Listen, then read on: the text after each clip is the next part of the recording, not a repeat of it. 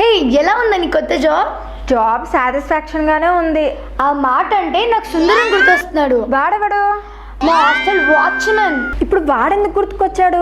వాడు విడాకులు కావాలని కోర్టుకెళ్ళాడు. దానికి సరైన రీజన్ ఉండాలిగా. జడ్జి గారు అదే ప్రశ్న వేశారు. వీడేం చెప్పాడు? నా భార్య నాకు పడక సుఖం ఇవ్వట్లేదు సార్ అన్నాడు. మరి జడ్జి గారు ఏమన్నారు?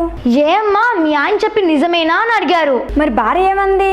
అమ్మాడు దత్తులు లేస్తూ అవన్నీ అబద్ధాలే జడ్జి గారు, కాలనీ అంత సాటిస్ఫాక్షన్ అవుతుంటే ఇంకొక్కరికి కావట్లేదంట.